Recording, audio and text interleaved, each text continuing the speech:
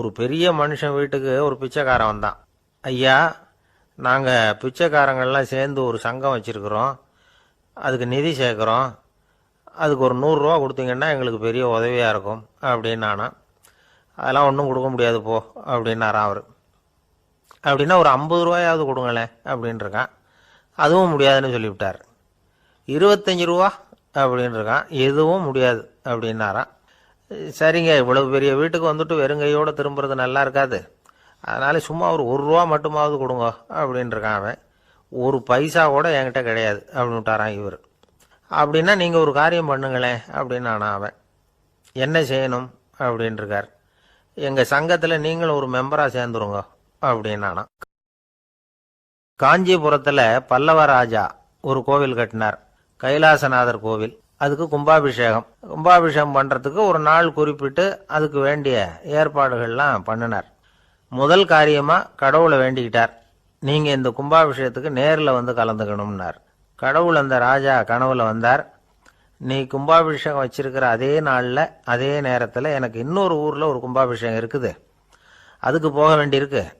அதாவது திருநின்ற ஊரில் என்னுடைய பக்தர் ஒருத்தர், அவரும் ஒரு கோயில் கட்டி கும்பாபிஷேகம் செய்கிறார், நான் அதுக்கு போக வேண்டியிருக்கு, அதனால் உன்னுடைய தேதியை நீ மாற்றி வச்சுக்கோ அப்படின்னார்.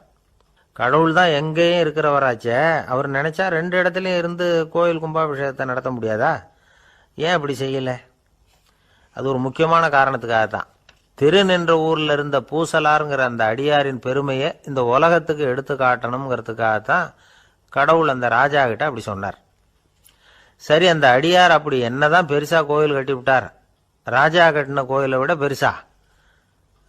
அவர் கட்டினது கருங்கல்லாலேயோ மண்ணாலேயோ மரத்தாலேயோ இல்லை. அவர் கட்டின கோயில் வேற மாதிரி. அது மனசால கட்டின கோயில், மனசுக்குள்ள இருக்கிற கோவில், மனக்கோவில். அந்த அடியார் தன்னோட மனசுக்குள்ள மாசக்கணக்கா ஒவ்வொரு கல்லா சேர்த்து கட்டின கோவில். இந்த விஷயம் ராஜாவுக்கு தெரியாது. அவர் என்ன நினைச்சுட்டாரு, அது நாம கட்டின கற்கோயிலை விட ரொம்ப பெருசா இருக்கும் போல இருக்கு அப்படின்னு நினைச்சுட்டாரு. சரி, அப்பேற்பட்ட அந்த கோயிலை தரிசனம் பண்ணிவிட்டு வருவோம் அப்படின்னு நினைச்சு ராஜா திருநின்ற ஊருக்கு போறார். அங்க போய் பார்த்தா கோயிலையும் காணும், ஒன்னையும் காணும். கடைசியில் பூசலார் கட்டின மனக்கோவில் தான் அதுங்கிறத அவர் புரிஞ்சுக்கிறார். உடனே அந்த அடியாரின் காலில் விழுந்து வணங்குறார். அவரோ, இது மனசால முயன்ற கோவில், இதுக்கு இத்தனை பெருமையா அப்படின்னு ஆச்சரியப்படுறார். இதில் ஆச்சரியப்படுறதுக்கு ஒன்றும் இல்லை. ஆண்டவன் விரும்புறது அகபக்தியையே தவிர புற தோற்றங்களே அல்ல. இதை நாம் புரிஞ்சுக்கிட்டோம்னா நமக்குள்ள எந்த வேறுபாடுகளும் வர்றதுக்கு வழியே இல்லை. இன்னொரு ராஜா இருந்தார்.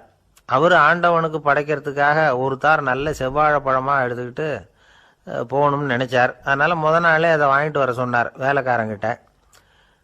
வேலைக்காரன் போனான், கடைத்தெருவில் ஒரு தார் பழம் வாங்கினான். வர்ற வழியில் அவன் குடிசை அப்படியே எட்டி பார்த்துட்டு போவோமேன்னு நினைச்சான். போனான். அங்கே இவனோட குழந்தை பாவம் பசியால் கத்திக்கிட்டு இருக்கு.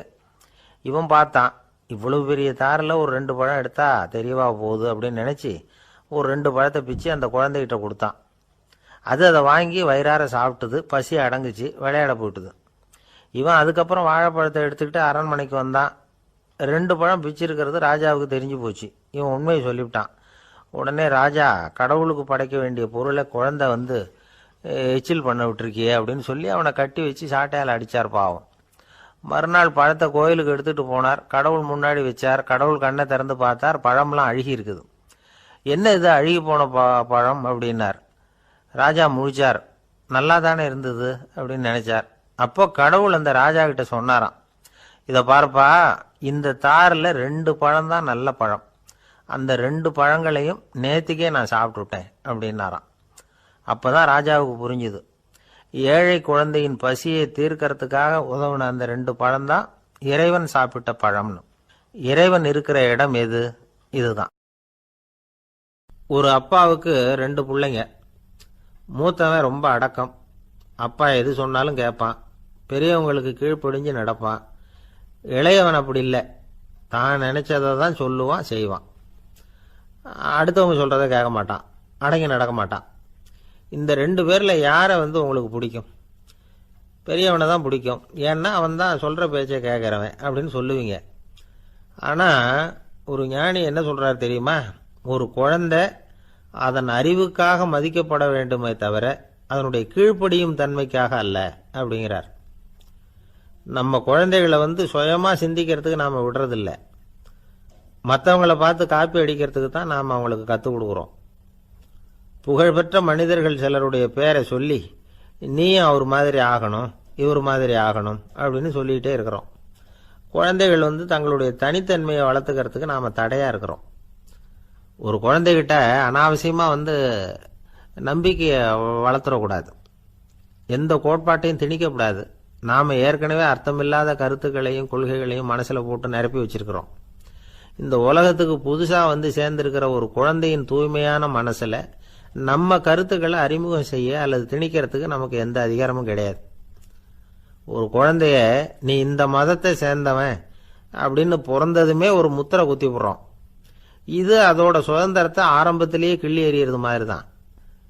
நீங்க ஒரு மதத்தின் வழிமுறைகளை கடைபிடிச்சிட்டு வர்றீங்க, அந்த வழியில போய்கிட்டு இருக்கிறீங்க, சரி, அதனால போறீங்க.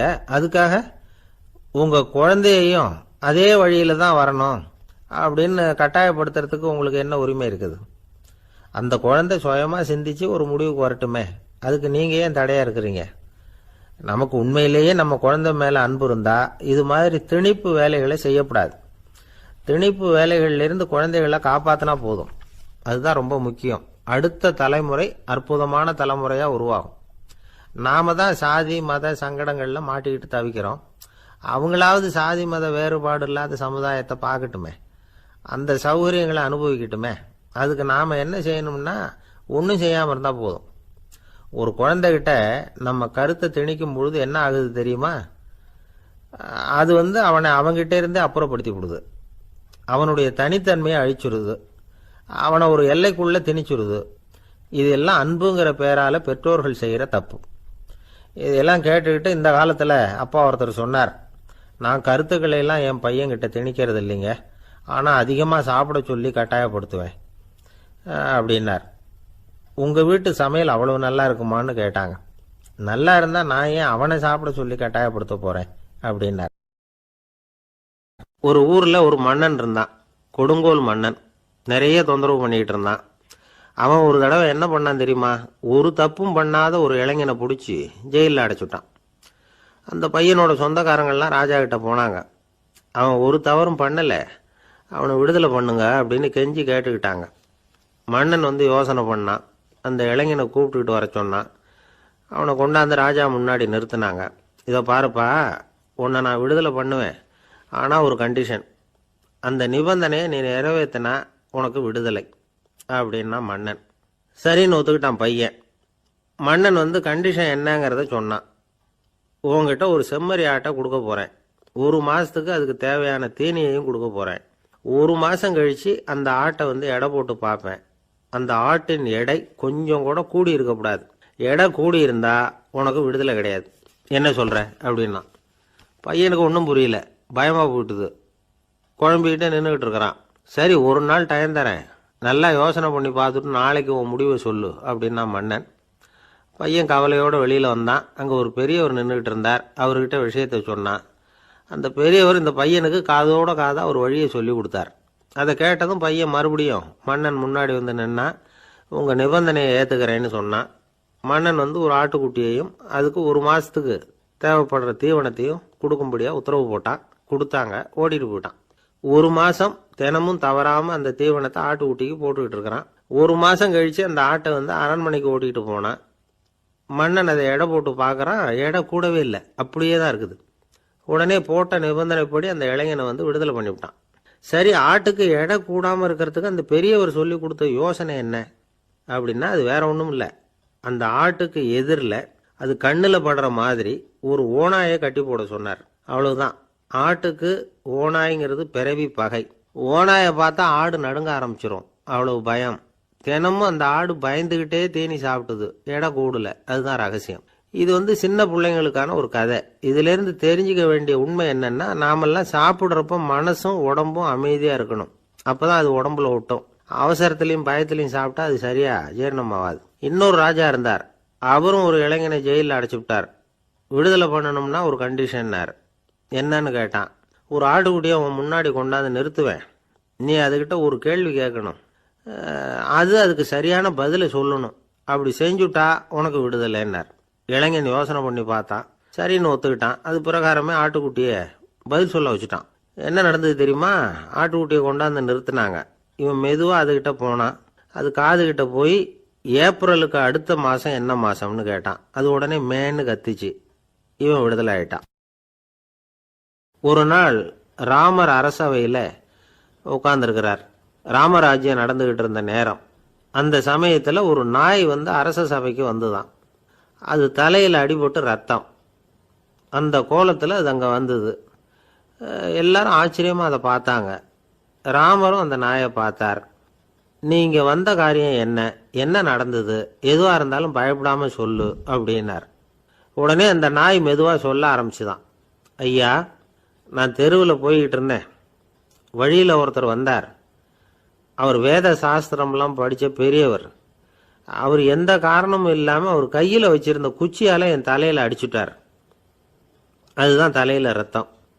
இதை நீங்கள் விசாரித்து தகுந்த தீர்ப்பு வழங்கணும் அப்படின்னு தான் அந்த நாய். ராமர் பார்த்தார். உடனே தன்னுடைய காவலர்களை அனுப்புனார். அந்த ஆளை எங்கே இருந்தாலும் போய் கொண்டுகிட்டு வாங்க அப்படின்னு விட்டார். காவலர்கள் போனாங்க. அந்த ஆளை பிடிச்சி கொண்டு வந்துட்டாங்க.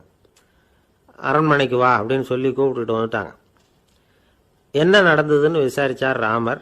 அதுக்கு அந்த ஆள் சொன்னார், நான் வீதி வழியாக வந்துக்கிட்டு இருந்தேன். குறுக்க இந்த நாய் வந்தது. நான் அவசரமாக போய்கிட்டு இருந்தேன். இது எனக்கு வழி விடாமல் குறுக்க பூந்து இடைஞ்சல் பண்ணிச்சு. எனக்கு கோபம் வந்துட்டுது. அதனால் அடிச்சுட்டேன்.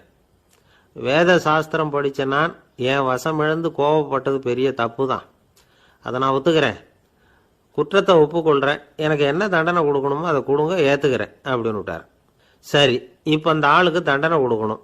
என்ன தண்டனை கொடுக்கறது யோசனை பண்ணார் ராமர். அதையும் அந்த நாய்கிட்டே கேட்டார். நீயே சொல்லு, என்ன தண்டனை கொடுக்கலாம் இவருக்கு அப்படின்னார். இதுக்கு அந்த நாய் என்ன சொல்லிச்சு தெரியுமா? இவரை ஏதாவது ஒரு கோயிலுக்கு தர்மகர்த்தாவாக நியமனம் பண்ணிவிடுங்க, அதுதான் இவருக்கு சரியான தண்டனை அப்படின்னுது. இதை கேட்டதும் ராமர் முகத்தில் புன்னகை. ஆனால் அங்கே இருந்த மற்றவங்களுக்கெல்லாம் ஆச்சரியம். அது எப்படி தப்பு செஞ்சவங்களுக்கு தண்டனை கொடுக்கறது தானே நியாயம், அதை விட்டுட்டு தர்மகர்த்தா பதவியை கொடுக்க சொல்லுதே இந்த நாய் அப்படிங்கிற ஆச்சரியம். இந்த சந்தேகத்தை அந்த நாய்கிட்டே கேட்டாங்க அங்கே இருந்தவங்க. இதுக்கு அந்த நாய் பதில் சொல்லிச்சான். நான் போன பிறவியில் ஒரு கோயிலுக்கு தர்மகர்த்தாவாக இருந்தேன். எவ்வளவோ கவனமாக எச்சரிக்கையாக தான் என்னுடைய கடமைகளை எல்லாம் செஞ்சுக்கிட்டு வந்தேன். அப்படி இருந்தாலும் சில சமயங்களில் என்னையும் மீறி கோயில் செல்வத்தை நான் அனுபவிக்கிறதுக்கு காரணமாயிட்டேன். ஒரு கோவிலுக்கு தர்மகர்த்தாவாக இருக்கிறவங்க எப்படியும் இந்த பாவத்திலேருந்து தப்பிக்கிறது கஷ்டம். அதனால தான் நான் இந்த பிறவியில் நாயாக பிறந்து இப்படி கஷ்டப்படுறேன். இதே நிலைமை இந்த ஆளுக்கும் ஏற்படணும் அப்படிங்கிறதுக்காக தான் அவரையும் ஒரு கோயிலுக்கு தர்மகர்த்தாவை நியமிக்கும்படி கேட்டுக்கிட்டேன் அப்படின்னு தான் இந்த நாய். இதிலேருந்து என்ன தெரியுது? எந்த பதவியில் நாம் இருந்தாலும் நமக்கு தெரியாமல் கூட அதை தவறாக உபயோகப்படுத்தக்கூடாதுங்கிறத இதிலேருந்து புரிஞ்சுக்கணும். இல்லைன்னா அடுத்த பிறவியில் நாயாக பிறந்து எங்கேயாவது போய் வாழை ஆட்டிட்டு நிற்க வேண்டியது தான். கோவில் வாசலில் 2 நாய் பேசிக்கிட்டு இருந்துதான். போன ஜென்மத்தில் நான் மனுஷனாக தான் இருந்தேன். ஒரு கோவில் பூசாரி பேச்சை கேட்டுவிட்டு அவரோட கூட்டு சேர்ந்துக்கிட்டு ஆண்டவன் போட்டிருந்த நகையெல்லாம் அபகரித்து என்கிட்ட கொடுத்தாரு அவர். நான் எடுத்துகிட்டு வந்துட்டேன். திருடினது அந்த ஆள் தான், எடுத்துக்கிட்டு வந்தது தான் நான். இருந்தாலும் நான் மட்டும் நாயாக பிறந்துட்டேன். இப்போ மட்டும் அந்த பூசாரி என்கிட்ட மாட்டினா கடித்து குதறி விடுவேன் அப்படின்னு தான். அவசரப்பட்டு அப்படி செஞ்சுடாதே. பதிலுக்கு அவரும் உன்னை திருப்பி கடித்தாலும் கடிச்சிருவார். ஏன்னா அவரும் இப்போ ஒரு நாயாக தான் பிறந்திருக்கிறார் அப்படின்னு தான் இன்னொன்று. அது எப்படி உனக்கு தெரியும்னு தான் இது. நான் தானே அது அப்படின்னு தான் அந்த நாய். கணவன் மனைவி அன்பாக இருக்கணும். ஒருத்தர் நல்லா புரிஞ்சுக்கணும். விட்டு கொடுக்குற மனப்பான்மை வேணும். அதுதான் ஒரு நல்ல குடும்பம். இன்னைக்கு பல குடும்பங்களில் அர்த்தமில்லாத சண்டைகள் தான் அதிகம். கிராமப்புறங்களில் வேடிக்கையாக ஒரு கதை சொல்லுவாங்க. ஒரு ஊரில் ஒரு ஆள் இருந்தான். வேலை வெட்டி இல்லாமல் சும்மாவே இருந்தான். அவனுக்கு கல்யாணம் பண்ணி வச்சாங்களாம். மனைவி சேர்ந்தா. சும்மாவே உட்காந்துருக்கிறியே, ஏதாவது சம்பாதிக்கிற வழியை பாரு அப்படின்ட்டுருக்கா. அதுக்கு தான் யோசனை பண்ணிகிட்டு இருக்கிறேன். ஒரு அருமையான ஐடியா அப்படின்னு நானா. என்ன அது சொல்லு அப்படின்ட்டுருக்கா. அவள் ஒரு ஆட்டுக்குட்டி வாங்க போகிறேன்ருக்கான். அதை வாங்கி என்ன பண்ண போகிறேன்னா, அந்த குட்டி வளரும், பெருசாகும், அதுக்கப்புறம் அது நிறைய குட்டி போடும் அப்படின்ட்டுருக்கான். சரி, அப்புறம் என்ன, அதையெல்லாம் சந்தையில் கொண்டுட்டு போய் விற்றுவிட்டு அந்த காசுக்கு ஒரு எருவு மாடு வாங்கலாம். சரி, அது எதுக்கு? எருவு மாடு நிறைய பால் கொடுக்கும், அதை கொண்டுகிட்டு போய் பால் பண்ணையில் கொடுப்பேன், அல்லது நானே விற்றுருவேன், கை நிறைய காசு கிடைக்கும். அதுக்கப்புறம் ஒரு பசுமாடு வாங்குவேன், பாலையும் விற்கலாம், நாமளும் காய் போட்டு சாப்பிட்லாம், இப்படிலாம் சொல்லியிருக்கான். அப்போ அந்த பொண்ணு சொல்லிச்சான், அடுத்த தெருவில் இருக்கிற எங்கள் அம்மா வீட்டுக்கும் கொஞ்சம் பால் கொடுத்து அனுப்பலாம் அப்படின்ட்டுருக்கான் அந்த பொண்ணு. இந்த இடத்துல கணவனுக்கு கோவம் வந்துட்டுது. அது எப்படி உங்கள் அம்மா வீட்டுக்கு எதுக்கு கொடுக்கணும், அதெல்லாம் முடியாதுன்றிருக்கான். இந்த இடத்துல சண்டை ஆரம்பமாயிட்டுது. கொஞ்ச நேரத்தில் 2 பேரும் சத்தம் போட ஆரம்பிச்சிட்டாங்க. கடுமையான சண்டை நடக்கிறத பக்கத்து வீட்டுக்காரன் காதில் வாங்கினான். அவன் ஓடியாந்தான். அவனுக்கு தெரியும், வாங்காத மாட்டுக்காக இப்படி சண்டை போட்டுக்கிட்டு இருக்கிறாங்கங்கிறது அவனுக்கு புரியும். அவன் ஓடி வந்து சொன்னான், ஏண்டா உன்னோட பசுமாட்டை ஒழுங்காக கட்டி போடக்கூடாதான்ருக்கான். என்னடா சொல்கிறேன்னா இவன், உன் மாடு என் தோட்டத்தில் வந்து மேய்ஞ்சுட்டுது, பயிரெலாம் நாசமாயிட்டுது, 10,000 ரூபா அளவுக்கு சேதம், அதை வாங்கிட்டு போகிறதுக்கு தான் வந்தேன், குடுறா 10,000 நானா. இவன் அரண்டு போயிட்டான். அப்புறம் சொன்னான், டேய் நான் இன்னும் மாடே வாங்கலையே, அதுக்குள்ளே அது வந்து எப்படிடா உன் தோட்டத்தில் மேயும், என்னடா உளர்றேன்ருக்கான். நீ தாண்டா இப்போ உளறிக்கிட்டு இருக்க, மாடே வாங்கலை, அதுக்குள்ளே எப்படிடா வந்து உன்னுடைய மனைவி அவங்க அம்மா வீட்டுக்கு பால் கொடுத்து அனுப்ப முடியும் அப்படின்னு அவன் கேட்டானா. நம்மளுக்கு இப்போ தான் புத்தி வந்துதான். அர்த்தமே இல்லாத சண்டை போட்டுக்கிட்டு இருக்கிறோம் அப்படிங்கிறத அவன் புரிஞ்சுக்கிட்டானான். இது நம்ம முன்னோர்கள் சொல்லியிருக்கிற ஒரு கதை.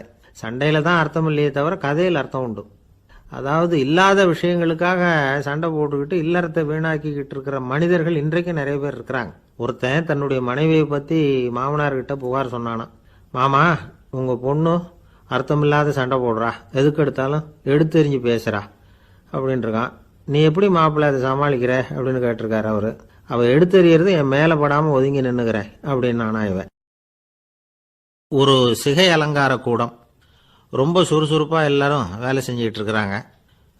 முடிவெட்டிக்க வந்திருக்கிறவங்க நிறைய பேர், எல்லாரும் வரிசையாக உட்காந்துருக்குறாங்க. அந்த சமயத்தில் திடீர்னு கதவை திறந்துக்கிட்டு ஒருத்தர் உள்ளே வர்றார். அவர் ஒரு பெரிய மனிதர். அவரும் முடிவெட்டிக்கிறதுக்காக தான் உள்ளே வந்திருக்கிறார். அவரை பார்த்த உடனே அங்கே வரிசையில் உட்காந்துருந்தவங்க எல்லாரும் எழுந்திரிச்சு அவர்கிட்ட வந்துட்டாங்க. அவரை சுற்றி நின்றுக்கிட்டாங்க. எப்படி இருக்கிறீங்க, நல்லா இருக்கீங்களா அப்படின்னு விசாரிக்க ஆரம்பிச்சிட்டாங்க. எல்லாம் முடிஞ்சதும் வந்தவர் கேட்டார், வரிசையில் கடைசியாக இருக்கிறவர் யார் அப்படின்னு கேட்டார். ஏன்னு கேட்டாங்க. நான் அதுக்கு அடுத்தபடியாக உட்காரணும், அதுக்காக தான் கேட்குறேன் அப்படின்னார். உடனே அங்கே இருந்தவங்கள்லாம் என்ன சொன்னாங்க தெரியுமா, நீங்கள் வந்து வரிசையில் காத்திருக்கக்கூடாது, நீங்கள் அரசாங்கத்தின் தலைவர், உங்களுக்கு நேரம் முக்கியம், அதனால் நீங்கள் முன்னாடி போங்க அப்படின்னு சொன்னாங்க. ஆனால் அதை அவர் கேட்கல. தோழர்களே, உங்களுடைய கருத்துக்கு ரொம்ப நன்றி, எல்லாரும் வரிசையாக தான் வரணும், அதுதான் முறை, வரிசையில் வரணுங்கிற நடைமுறையை நானும் பின்பற்ற விரும்புகிறேன், நாம் எல்லாரும் சமமானவர்கள் அப்படின்னார். இப்படி சொல்லிவிட்டு வரிசையில் கடைசியாக இருந்த ஒரு நாற்காலியில் போய் உட்காந்துக்கிட்டார். தன் சட்டை பையில் இருந்த ஒரு செய்தித்தாளை எடுத்தார், படிக்க ஆரம்பிச்சிட்டார். ஆனால் அங்கே இருந்தவங்களால இதை வந்து பார்த்துக்கிட்டு சும்மா இருக்க முடியல. ஒருத்தர் எழுந்திரிச்சு வந்தார். ஐயா, இப்போ என்னுடைய முறை வந்திருக்குது, நான் தான் போக வேண்டிய முறை, உங்களை இங்கே காத்திருக்க வைக்கிறத விட ஒரு 5 ஆண்டுகளுக்கு கூட நான் வந்து முடிவெட்டிக்காமே இருந்துட முடியும் அப்படின்னார். அவர் மறுபடியும் சொன்னார், ஐயா நீங்கள் வந்து வரிசை முறையை தாண்டி போக விருப்பப்படல, சரி, ஆனால் என்னுடைய முறையை வந்து மாற்றி கொடுக்கறதுக்கு எனக்கு வந்து முழு உரிமை இருக்குது, இதுக்கு பதிலாக உங்களுடைய கடைசி இடத்த நான் எடுத்துக்கிறேன், இதை நீங்கள் மறுக்க முடியாதுன்னார். அங்கே இருந்த மற்றவங்களும் இதை ஒரு மனசாக வற்புறுத்த ஆரம்பிச்சிட்டாங்க. அந்த பெரிய மனிதர் பார்த்தார், சரின்னு கடைசியாக ஒத்துக்கிட்டார். அவர் யார் தெரியுமா, அவர் தான் மாவீரர் லெனின். ரஷ்யாவில் கிரெம்ளின் சிகை அலங்கார கூடத்தில் தான் இது நடந்தது. எல்லாரும் இந்நாட்டு மன்னர்கள்னு வாயளவில் பேசுறதுல என்ன பிரயோஜனம், நாம் எல்லாரும் சமம்ங்கிறத நடைமுறையில் கடைபிடிச்சி காட்டினவங்க கொஞ்சம் பேர் தான். அவங்களில் ஒருத்தர் தான் லெனின். வரிசையில் நின்று வர்றதுங்கிறது ஒரு சிறந்த பண்பு, உயர்ந்த பண்பு. இன்றைக்கி பல இடங்களில் அது நமக்கு தேவைப்படுது. ஒரு ரேஷன் கடைவாசல், கடை திறக்கிறதுக்கு முன்னாடியே எல்லாரும் வந்து வரிசையில் நின்றுட்டாங்க. கடைசியாக வந்த ஒருத்தர் கியூவில் முன்னாடி போகிறதுக்கு முயற்சி பண்ணுறார். ஏற்கனவே நின்றுட்டு இருக்கிறவங்க அவரை முன்னாடி போகிறதுக்கு விட மாட்டேங்கிறாங்க. கடைசியாக போய் நில்லையா அப்படின்னு எல்லாரும் கத்துறாங்க. அதை அவர் காதில் வாங்கலை, முண்டி அடிச்சுக்கிட்டு முன்னாடி போகிறதுக்கே முயற்சி பண்ணிகிட்டு இருக்கிறார். எல்லாரும் சேர்ந்து அவரை வலுக்கட்டாயமாக இழுத்து கொண்டாந்து பின்னாடி கொண்டு போய் நிறுத்திவிட்டாங்க. நிறுத்திவிட்டு சொன்னாங்க, அதை பாருப்பா, நாங்கள் இருக்கிற வரைக்கும் நீங்கள் முன்னாடி போய் எதையும் வாங்க முடியாது, தெரிஞ்சுக்கோ அப்படின்னாங்க. இப்போ அந்த ஆள் சொன்னாராம், நான் இங்கே பின்னாடி நிற்கிற வரைக்கும் நீங்களும் எதுவும் வாங்க முடியாது அப்படின்னாராம். ஏன்னு கேட்டிருக்கிறாங்க. நான் தான் அந்த கடையை திறக்க வேண்டிய ஆள் அப்படின்னா. ஒரு சராசரி மனிதனுடைய இயல்பு என்ன இன்பம் வந்தா துள்ளி குதிப்பான், துன்பம் வந்தா சோர்ந்து போய் ஒரு மூலையில உட்காந்துருவான்.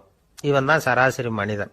ஆனா ஒருத்தன் இன்பம் வந்தா அதுக்காக மகிழ்ச்சி அடையறதில்ல, துன்பம் வந்தா அதுக்காக சோர்ந்து போறதில்ல அப்படின்னு வச்சுக்கோங்க. அப்படி இருந்தா அவன் சாதாரண ஆள் கிடையாது. ஒரு ஊர்ல ஒரு ஞானி இருந்தார்.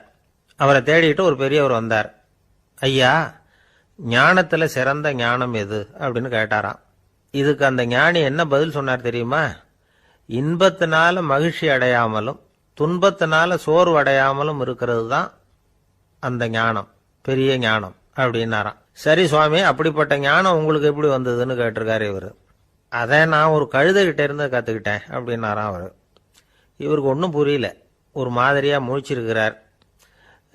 இதை அவர் புரிஞ்சுக்கிட்டார். நீங்க நாளைக்கு காலையில நம்முடைய ஆசிரமத்துக்கு வாங்க, புரிய வைக்கிறேன்னாராம். சரின்னு அவர் போயிட்டார். மறுநாள் காலையில ஆசிரமத்துக்கு வந்து சேர்ந்தார். ஞானி அவரை கூப்பிட்டு உட்கார வச்சார். வாங்க, வந்து இப்படி உட்காருங்க, கொஞ்ச நேரத்துல இந்த வழியா ஒரு கழுதை போகும், அதை கவனிச்சு பாருங்கன்னாராம். இவருக்கு இன்னமும் ஒன்றும் புரியாம போச்சு, ஒரே குழப்பம். இருந்தாலும் அந்த ஞானி சொன்னது மாதிரியே உட்கார்ந்துருக்கிறார். கொஞ்ச நேரத்துல இந்த வழியா ஒரு கழுதை போச்சு. அது முதுக நிறைய அழுக்கு மூட்டைகள், அதை சுமந்துக்கிட்டு போகுது. ஒரு செலவு தொழிலாளி அதை ஓட்டிகிட்டு போறார். கொஞ்சம் தூரத்துல ஒரு ஆறு இருக்கு. அங்க போய் துணியெல்லாம் சுத்தப்படுத்திக்கிட்டு சாயந்தரமா திரும்பி இந்த வழியாவே வருவாங்க. ஞானி சொன்னது மாதிரியே இந்த பெரியவர் அழுக்கு மூட்டையை சுமந்துக்கிட்டு போற அந்த கழுதையை கவனிச்சார். கழுதை போயிட்டுது. அதுக்கப்புறம் ஞானியை திரும்பி பார்த்தார். இப்போ அந்த ஞானி சொன்னார், சாயந்தரம் வரைக்கும் நீங்க இங்கேயே இருக்கணும்னார். அதே மாதிரி இவர் இருந்தார். சாயந்தரமா அந்த ஞானி சொன்னார், ஐயா, இப்ப கொஞ்ச நேரத்துல அந்த கழுதை இந்த வழியா திரும்பி வரும், அதையும் கவனிச்சு பாருங்கன்னார். இவரும் கவனிச்சு பாக்குறார். கழுதை வந்தது. அது முதுகுல சலவை செய்யப்பட்ட துணி மூட்டை, அது பாட்டுக்கு சுமந்துக்கிட்டு போய்கிட்டு இருக்குது. பெரியவருக்கு ஒன்றும் புரியல, பொறுமை இழந்துட்டார். சரி சுவாமி, இந்த கழுதைக்கும் உங்க ஞானத்துக்கும் என்ன சம்பந்தம் அப்படின்னார். இப்ப அந்த ஞானி விளக்கினார். ஐயா, இந்த கழுதை இதே மாதிரி தினமும் காலையில அழுக்கு மூட்டைகளை சுமந்துக்கிட்டு ஆத்துக்கு போகுது, மாலையில வெண்மையான சுத்தமான துணிகளை சுமந்துக்கிட்டு திரும்பி ஊருக்கு போகுது. காலையில இது போகும் பொழுது முதுகல அழுக்கு மூட்டைகளை சுமந்துக்கிட்டு போறோமேங்கிற வருத்தமும் அதுக்கு கிடையாது. சாயந்தரம் திரும்பி வரும்பொழுது சுத்தமான துணிகளை சுமந்துக்கிட்டு வர்றோமேங்கிற மகிழ்ச்சியும் அதுக்கு இல்லை. இதை பார்த்துதான் நானும் அது மாதிரி ஞானத்தை கத்துக்கிட்டேன் அப்படின்னாராம். அதனால யாரு கத்து கொடுக்கறாங்க அப்படிங்கறத விட எதை கத்துக்கிறோம் அப்படிங்கிறது தான் முக்கியம். ஒரு சினிமா பாக்குறோம், ஒரு அருவி கொட்டுறது மாதிரி காட்சி வருது, தண்ணீர் வழியுது. படம் முடிஞ்சதும் பாத்தீங்கன்னா அந்த திரை என்ன நனைஞ்சு போயா இருக்கும். ஒரு தீப்பிடிச்சு எரியிற காட்சியை சினிமாவில் பாக்குறீங்க, காட்சி முடிஞ்சதும் அந்த வெண் திரையே கருகி போயா இருக்கும். படத்துல வர்ற தண்ணீரும் நெருப்பும் அந்த திரையை பாதிக்கிறது இல்லை. நாம அந்த திரை மாதிரி இருக்கிறதுக்கு கத்துக்கணுமா. அந்த பக்குவம் வந்துட்டுதுன்னா இன்பமும் துன்பமும் நம்ம எதுவும் செய்யாது. ஒரு சினிமாவை பாக்குற வரைக்கும் சிரிக்கலாம், அழலாம். பார்த்துட்டு வெளியில வரும்பொழுது அழுதுகிட்டே வரக்கூடாது. ஒருத்தர் வந்தார். அப்படி படம் முடிஞ்சு வெளியில வரும்பொழுது அருவி மாதிரி கண்ணீர் சிந்திக்கிட்டே வர்றார். ஏன் சார் படம் அவ்வளவு சோகமா அப்படின்னு கேட்டார். இன்னொருத்தர், இல்ல சார், கூட்டம் ரொம்ப குறைச்சல் சார், மொத்தம் படம் பார்க்க வந்தவங்களே 15 பேர் தான் சார் அப்படின்னார் கண்ணீரை தொடச்சிக்கிட்டே. அதுக்கு நீங்க ஏன் சார் அழறீங்கன்னு கேட்டார் அவரு. இந்த படத்தோட தயாரிப்பாளரே நான் தான் சார் அப்படின்னாரா இவர். நமக்கு முன்னாடி நமக்கு வேண்டிய ஒருத்தர் ஒரு கிளாஸ்ல நமக்கு பழச்சாறு கொண்டாந்து வைக்கிறாருன்னு வச்சுக்கோங்க. உடனே நாம என்ன பண்ணுவோம்? எடுத்து கிடுகிடுன்னு சாப்பிட்ருவோம், அடுத்தவங்க யாரும் வர்றதுக்குள்ள. அதை விட்டுட்டு அதை கொண்டாந்து வச்சவர்கிட்டயே அதோட விலை என்ன அப்படி இப்படின்னு நான் கேட்டுக்கிட்டு இருப்போம். நாம கேட்க மாட்டோம். ஆனா காந்திஜி அப்படி கேட்டாராம்.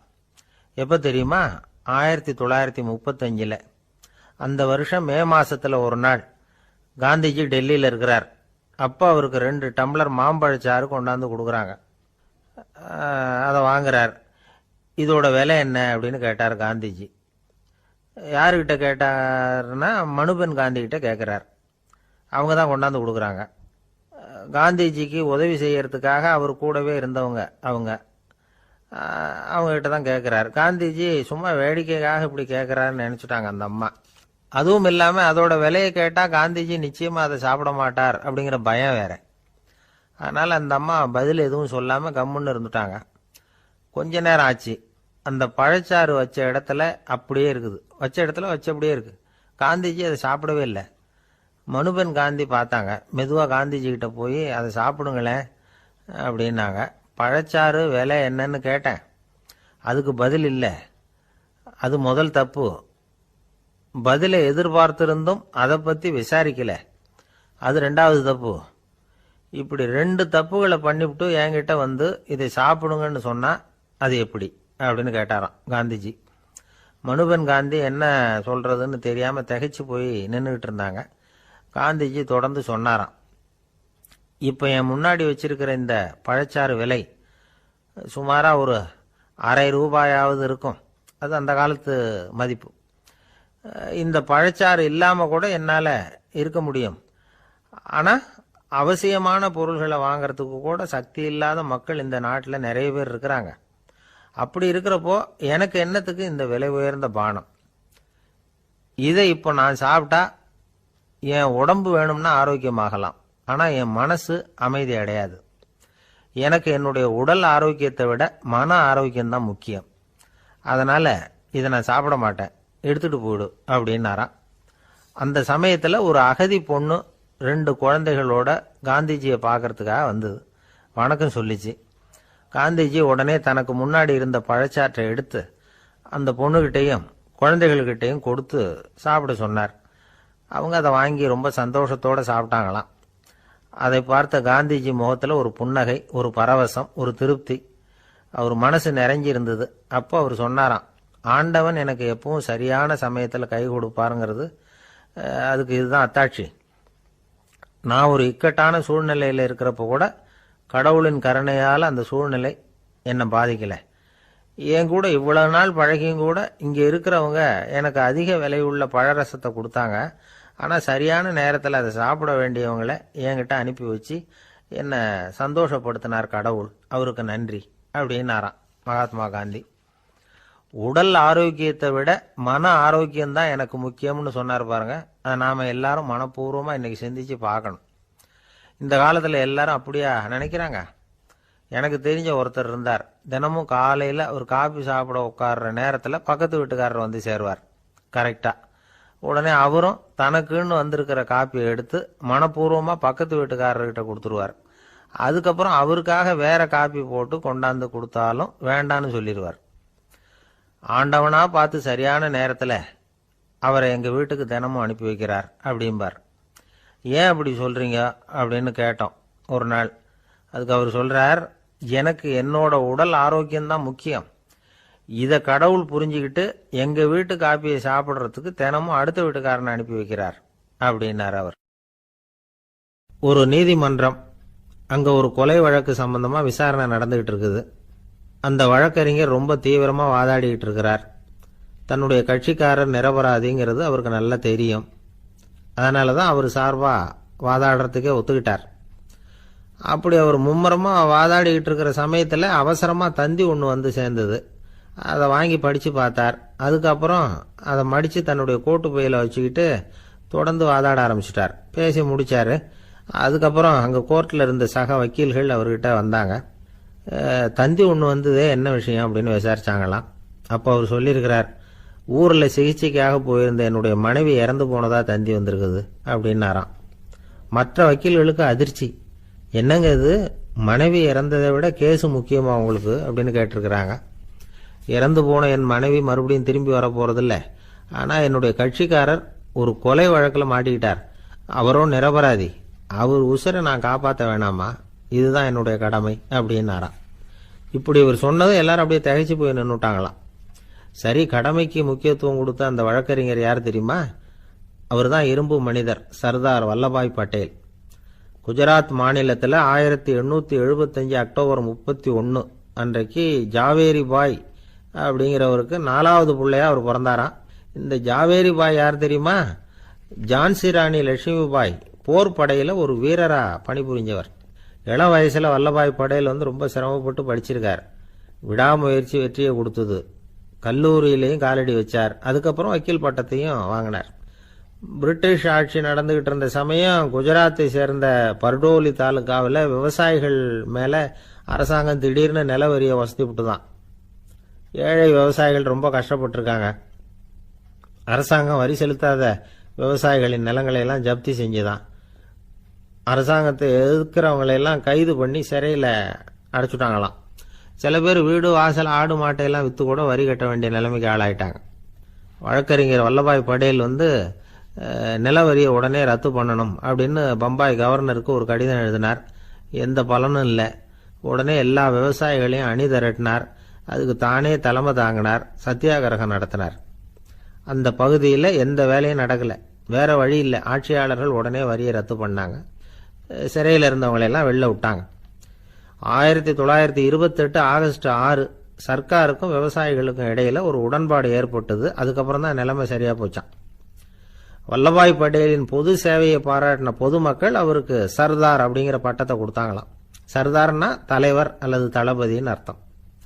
இரும்பு மனிதர்னு இவருக்கு பேர். இருந்தாலும் நகைச்சுவை உணர்வும் இவருக்கு நிறைய உண்டு. ஒரு தடவை ஒரு பத்திரிகை நிருபர் வந்திருக்கார். சர்தார் பட்டேல் கிட்ட அவருக்கு பிடிச்ச பண்பாடு கலாச்சாரம் எது அப்படின்னு கேட்கணும்னு ஆசை. அதனால அவரை பார்த்து கேட்டாராம், ஏங்க உங்களுக்கு பிடிச்ச கல்ச்சர் எது அப்படின்னு கேட்டிருக்கார். இதுக்கு சர்தார் பட்டேல் சொன்ன பதில் என்ன தெரியுமா? எனக்கு பிடிச்ச கல்ச்சர் அக்ரிகல்ச்சர் அப்படின்னாராம். ஒருத்தர் குதிரை ரேஸுக்கு போனார். பணம் கட்டினார், தோத்து போயிட்டார். மறுபடியும் போனார், பணம் கட்டினார், தோத்து போனார். அடுத்த தடவையும் பணம் கட்ட போனப்போ அவரை தடுத்து கேட்டோம், ஏன் சார் ஏற்கனவே விட்டது போதாதா, இன்னமும் இருக்கிறத விடணுமா அப்படின்னு கேட்டோம். விட்டதையெல்லாம் மொத்தமாக எடுக்க வேணாமா சார், அதுக்காக தான் தொடர்ந்து பணம் கட்டுறேன்னார் அவர். இவரை திருத்துறது ரொம்ப கஷ்டம். இது ஒரு மனநோய். மனநோய்களில் பல வகை உண்டு. மனநோய்கள் பிரிவு அட்டவணையில் சூதாட்டம்ங்கிறது அவதி வரும் நோய் அப்படிங்கிற தலைப்பில் வருது. சூதாட்டம் வந்து 2 வகைப்படும்னு சொல்கிறாங்க உளவியல் நிபுணர்கள். ஒரு வகை எப்படின்னா, நண்பர்களோடு சேர்ந்துக்கிட்டு மகிழ்ச்சியும் கிளர்ச்சியும் அடையிறதுக்காக ஈடுபடுறது. பிரச்சனைகளை தீர்க்கறதுல ஒரு ஆர்வம். கேளிக்கைக்காக கொஞ்சம் விட்டு பிடிக்கிறது அப்படிங்கிற மனுஷனுடைய அடி மனசில் உள்ள விபரீத பிணைய சுபாவம், இதெல்லாம் அதுக்கு காரணம். இன்னொரு வகை எப்படின்னா, சூதாட்டத்தில் ஈடுபட்டு ஒரு கட்டாய நிலைமைக்கு ஆளாயிடுறது. ஈடுபடு அப்படின்னு மனசு ஒரு வெறித்தன்மையை தூண்டிக்கிட்டே இருக்கும். இப்படிப்பட்டவங்களுக்கு நாம தோத்துக்கிட்டு இருக்கோங்கிறது தெரியும். நாம ஜெயிக்கிறதுக்கான சந்தர்ப்பம் இல்லைங்கிறதும் தெரியும். இதனால நமக்கும் கஷ்டம், நம்ம சுத்தி இருக்கிறவங்களுக்கும் கஷ்டங்கிறதும் புரியும். அப்படி இருந்தும் சூதாடுவாங்க.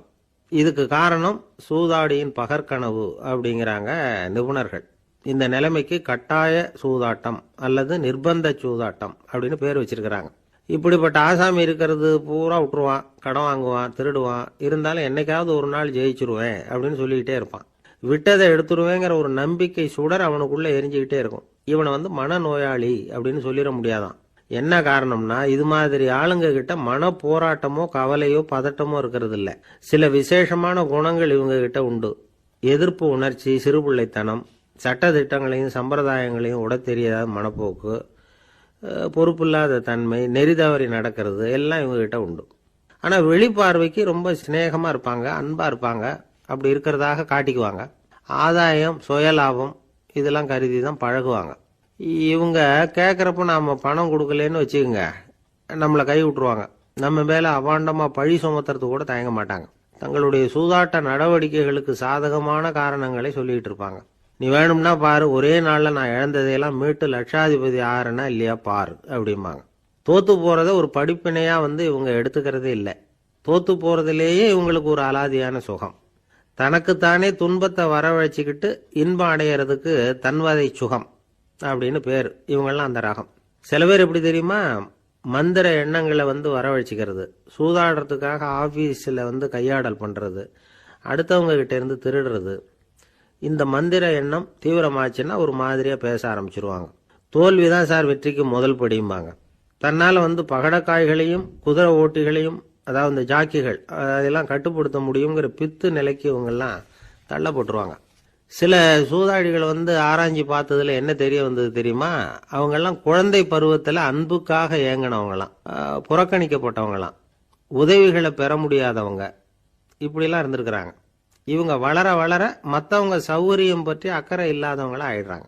அதிர்ஷ்ட தேவதை தன்னோட இருக்கிறாங்க அப்படிங்கிற அசையாத நம்பிக்கை இவங்களுக்கு. இவங்களை வந்து திருத்துறது ரொம்ப கஷ்டம். அதனால பந்தயம், சூதாட்டம் இது மாதிரியான விஷயங்களை விட்டு விலகியே இருக்கிறது தான் நமக்கு நல்லது.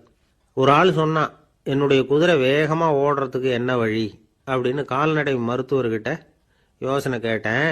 அவர் ஒரு பாட்டில் நிறைய மாத்திரைகளை கொடுத்து தினம் 2 மாத்திரை வீதமாக கொடுக்க சொன்னார். முதல் நாள் 2 மாத்திரையை கொடுத்தேன். கொடுத்துட்டு அது மேலே ஏறி உட்கார்றதுக்கு போனேன், அவ்வளவுதான். அதுக்குள்ளே அது அம்பு மாதிரி பாஞ்சு ஓடி போச்சு. நான் இன்னும் உட்காரவே இல்லை, அதுக்குள்ளே பாஞ்சு ஓடி போச்சு அப்படின்னா. அடடா, அப்புறம் நீங்கள் என்ன பண்ணீங்க அப்படின்னு கேட்டாங்க. என்ன பண்ணுறது, மீதி மாத்திரை பூராவே நான் முழுங்கி விட்டு அதுக்கப்புறம் துரத்தி பிடிச்சி அது மேலே ஏறி உட்காந்தேன் அப்படின்னா அவன். துஷ்டரை கண்டால் தூர விலகு, இப்படி ஒரு பழமொழி உண்டு. எதுக்காக இப்படி சொல்லி வச்சாங்க? துஷ்டன் ஏதாவது தொந்தரவு கொடுப்பான், அதனால அவனை கண்டா பயந்துக்கிட்டு ஓடி ஒளிஞ்சுக்கோ அப்படின்னா இதுக்கு அர்த்தம் அப்படி இல்லை. ஒரு துஷ்டன் கிட்ட நெருங்கி போறோம்னு வச்சுக்கோங்க, அவன் நமக்கு கெடுதலான ஆலோசனைகள் எதையும் சொல்லலாம், அல்லது அவன் தீய உணர்வுகள் உள்ளவனா இருக்கலாம், அல்லது தீய செயல்கள் செய்யக்கூடியவனா இருக்கலாம், அல்லது தீய நட்புனால அவன் ஏற்கனவே கெட்டு போனவனா கூட இருக்கலாம். இப்படிப்பட்டவனை நெருங்கி போனா அவனோட பாதிப்பு நமக்கும் வந்துடும். அதனால விலகி போ அப்படின்னு சொல்றாங்க. இதையே கொஞ்சம் விவரமா இப்ப பார்ப்போமே. இப்ப இந்த துஷ்டர்களை 4 வகையா பிரிக்கிறாங்க. இந்த 4 வகைக்கும் உதாரணம் வேணும்னா வேற எங்கேயும் போக வேண்டியதில்லை, மகாபாரதத்தை பார்த்தாவே போதும். அதுல இந்த 4 வகையான தீயோரும் வர்றாங்க. முதல் வகைக்கு உதாரணம் சகுனி. இவன் மனசுல எப்பவும் தீய எண்ணங்கள் தான் நிறைஞ்சிருக்கும். கனவுல கூட தீய ஆலோசனைகள். யாராவது ஒருத்தர் நல்லபடியா வாழ்ந்தா அதை இவனால சகிச்சிக்க முடியாது. இப்படிப்பட்டவனோட நெருங்கிய தொடர்பு துரியோதனனுக்கு கிடைச்சது. துரியோதனன் எப்படின்னா, அவன் ஏற்கனவே தீய காரியங்கள் செய்யறதுக்கு தயங்காதவன். அப்படிப்பட்டவனுக்கு தீய போதனைகள் செய்யறதுக்கு சகுனி உதவுனான். இந்த 2 பேரோட சகவாசம் இன்னொருத்தனுக்கு கிடைச்சது. அவன் யாருன்னா துச்சாதனன். அவன் தீய நடத்தை உள்ளவன். இந்த 3 பேரும் ஒண்ணு சேர்ந்தா என்னத்துக்கு ஆகும்? உலகமே கெட்டு போடும்ல. இந்த 3 துஷ்டர்களோட நல்லவன் ஒருத்தன் சேர்ந்தான். அவன் தான் கர்ணன். கர்ணன் இயல்பாவே உத்தம குணம் உள்ளவன். அவன் நல்லவங்களோட சேராம இப்படிப்பட்ட கெட்டவங்க கிட்ட நட்பு வச்சுக்கிட்டான். அதனால அவனும் தீய செயல்களில் ஈடுபடுறது மாதிரி ஆயிடுது. துரியோதனனுடைய நண்பனா அவனுடைய ஆதரவுல வளர்ந்ததுனால அவனுக்கு துணையா இருக்க வேண்டி இருக்குது அப்படின்னா. நட்பு உரிமையினால உதவி புரிய வேண்டியது சரிதான், அது தப்புன்னு சொல்ல முடியாது. இருந்தாலும் தீய செயல்களுக்கு உதவி செய்யறது சரியில்லை. புத்தி பலம் புஜ பலம் எல்லாம் இருந்தா கூட தெய்வ பலம் இல்லைன்னா ஜெயிக்க முடியாது. கர்ணன் மகா வீரன். இருந்தாலும் கடைசியில் அவன் கதி என்னாச்சு? அவங்ககிட்ட எல்லா நல்ல குணங்களும் இருந்தது, இருந்தாலும் ஏன் இப்படி ஆச்சு? தீயவர்களுடைய சேர்க்கை தான் காரணம். அவங்களோட சேர்ந்ததுனால இவனையும் அப்படியே நினைக்க ஆரம்பிச்சுட்டாங்கல்ல. 4 வகை துஷ்டர்கள்ல இவனும் ஒரு வகை அப்படின்னு சொல்ல ஆரம்பிச்சிட்டாங்க. அதாவது தீய ஆலோசனைக்கு சகுனி, தீய உணர்வுகளுக்கு துரியோதனன், தீய செய்கைக்கு துச்சாதனன், தீய நட்புக்கு கர்ணன். இப்படி உதாரணம் ஆயிட்டான். அதனாலதான் துஷ்டரை கண்டால் தூர விலகு அப்படின்னு சொன்னாங்க. அது புராண காலம். இப்பெல்லாம் நிலைமை கொஞ்சம் வேற விதமா இருக்குது. அன்னைக்கு ஒரு நாள் அப்படிதான் ஒரு காட்டு பாதையில யாரோ ஒருத்தர் அடிபட்டு கிடந்தார். யாரோ ஒரு துஷ்டன் அவரை அடிச்சு போட்டுட்டு போயிட்டான் போல இருக்கு.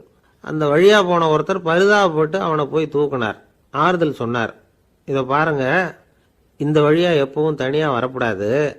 ஏன்னா இங்க ஒரு ரவுடி இருந்துகிட்டு வர்றவங்க போறவங்களெல்லாம் வழிப்பறி பண்ணிட்டு இருக்கிறதா கேள்விப்பட்டிருக்கிறேன் அப்படின்னாராம். இனிமே அப்படி கேள்விப்பட மாட்டீங்க அப்படின்னு அந்த ஆளு. ஏன்னு கேட்டிருக்காரு இவர். அவன் சொல்லியிருக்கான், நான் தான் சார் அந்த ரவுடி. இந்த வழியா போனவங்க கிட்ட தகராறு பண்ணேன், அவங்க தான் என்ன இப்படி அடிச்சு போட்டு என்கிட்ட இருந்த பணத்தையெல்லாம் புடுங்கிட்டு போட்டாங்க சார். காலம் ரொம்ப கெட்டு போச்சு அப்படின்னு நானாம், ரொம்ப பரிதாபமா. ஒரு அழகான கடற்கரை. சுற்றுலா பயணிகள் நிறைய பேர் அங்க போறது வழக்கம். சனி ஞாயிறு கூட்டம் அதிகமா இருக்கும். அதோட விளைவு என்னங்கிறது அடுத்த நாள் தான் தெரியும். ஆமா, அந்த கடற்கரையை சுத்தப்படுத்துற தொழிலாளிகள் திங்கட்கிழமை ரொம்ப சிரமப்படுவாங்க. சனி ஞாயிறு வந்த கூட்டம் கடற்கரை பூராவும் காலி ஐஸ்கிரீம் கப்புகளை வீசி எறிஞ்சிட்டு போயிருக்கும். ஆயிரக்கணக்கான கப்புகள் அங்க பரவலா கிடக்கும். அதையெல்லாம் பொறுக்கி எடுத்து சுத்தம் பண்ணி ஆகணும். இதனால திங்கட்கிழமை வேலைக்கு வர்றதுக்கு எல்லாரும் பயப்படுவாங்க. அப்படி ஒரு நிலைமை. பல பேர் அன்னைக்கு லீவ் எடுத்துட்டு போயிடுறது வழக்கம். நமக்கு எதுக்கு இன்னைக்கு தொந்தரவுன்னு. இது ஒரு பெரிய பிரச்சனையா இருந்தது. இதுக்கு என்ன பண்ணலாம் அப்படின்னு யோசனை பண்ணாங்க.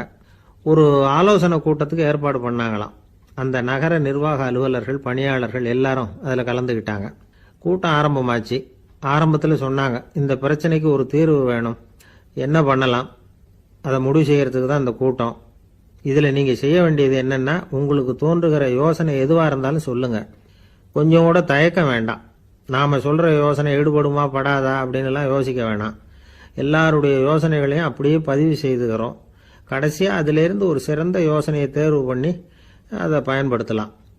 இந்த சந்தர்ப்பத்தில் இன்னொரு முக்கியமான வேண்டுகோள், எவ்வளவு சாதாரணமான யோசனையாக இருந்தாலும் சரி, அது சொல்லும் பொழுது அடுத்தவங்க ஏளனம் செய்யக்கூடாது. இது ஒரு பெரிய யோசனையா அப்படின்னு சொல்லி எதையும் அலட்சியப்படுத்தக்கூடாது. இதுதான் அந்த கூட்டத்தின் ஆரம்பத்தில் செய்யப்பட்ட அறிவிப்பு. உடனே அந்த கூட்டத்தில் இருந்தவங்க ஆளுக்கு ஒரு யோசனை சொல்ல ஆரம்பிச்சாங்க. ஒருத்தர் எழுந்திருச்சார், இங்கே வர்ற சுற்றுலா பயணிகள் கிட்ட ஆளுக்கு $10 ஒரு டெபாசிட் மாதிரி வைப்பு பணமாக வாங்கிக்கணும். காலி ஐஸ்கிரீம் கப்பை திருப்பி கொடுத்தா அந்த பணத்தை திருப்பி கொடுத்துடலாம். இப்படி ஒரு ஏற்பாடு பண்ணிக்கிட்டா கப்புகளை தேடி பொறுக்கிட்டு இருக்க வேண்டியதில்லை, எல்லாம் ஒரே இடத்துக்கு வந்து சேர்ந்துடும். அப்படியே நாம் தூக்கிட்டு போய் ஒரு இடத்துல கொட்டி போடலாம் அப்படின்னார். இன்னொருத்தர் எழுந்திருச்சார், கப்பை கீழே போட்டால் $50 அபராதம் அப்படின்னு அங்கங்கே போர்டு எழுதி வச்சுடலாம். கப்புகளை போடுறதுக்கு அங்கங்கே பெரிய கூடைகளை வச்சுடலாம். நாம் சாவகாசமாக அந்த கூடைகளை சேகரம் பண்ணிக்கலாம் அப்படின்னாராம். இன்னொருத்தர் எழுந்திருச்சு கொஞ்சம் கோபமாக பேசினார். கப்புகளை அவங்க வாயிலேயே திணிச்சுடணும், அதுகளை மொன்று சாப்பிட்டு பார்த்தா தான் தெரியும் அது எவ்வளவு கஷ்டங்கிறது அப்படின்னு ரொம்ப கடுமையாக பேசியிருக்கார். இது வேடிக்கையாக தெரிஞ்சாலும் இந்த யோசனையும் பதிவு செஞ்சுக்கிட்டாங்களாம். இப்படி பல யோசனைகள். கடைசியாக எல்லாத்தையும் படித்து பார்த்துட்டு பரிசீலனை பண்ணாங்க. அப்புறம் தான் யோசனை வந்தது. இவர் வேடிக்கையாக சொன்னது கப்புகளை அவங்கவுங்க வாயிலேயே திணிச்சு சாப்பிட சொல்லணும், அதுதான் தண்டனைன்னார்ல. ஏன் அப்படி சாப்பிட்றது மாதிரியே கப்புகளை தயார் பண்ணா என்ன அப்படின்னு சிந்திக்க ஆரம்பிச்சாங்களாம். ஆகா, அதுதான் சரின்னு ஒரு முடிவுக்கு வந்தாங்க. அதுலேருந்து உருவானது தான் இந்த வேஃபர் கப்ஸ். ஐஸ்கிரீமை சாப்பிட்டு முடிச்சதும் கப்பையும் சாப்பிட்டுடலாம். கோன் ஐஸ்கிரீம் சாப்பிட்றோம்ல, அதுதான். அமெரிக்காவில் மியாமி கடற்கரையில் ரொம்ப காலமாக இருந்துகிட்டு வந்த குப்பை பிரச்சனைக்கு இப்படி தான் ஒரு தீர்வு வந்துதான். இதுலேருந்து நாம் புரிஞ்சிக்க வேண்டியது என்னென்னா, நாம் அன்றாட எத்தனையோ பிரச்சனைகளை சந்திக்கிறோம், அதுக்கெல்லாம் தீர்வு உண்டு. அது எங்கே ஒளிஞ்சிருக்குன்னு கண்டுபிடிக்கணும். அந்த யோசனையையும் நல்லா தீவிரமாக யோசிக்கணும். யார் என்ன யோசனை சொன்னாலும் அதை அலட்சியப்படுத்தக்கூடாது, அக்கறையோடு கவனிக்கணும், அதை யோசித்து பார்க்கணும். ஒரு அம்மா தன்னோட வீட்டுக்காரரை ஒரு மனநல மருத்துவர்கிட்ட அழைச்சிட்டு வந்தாங்களாம்.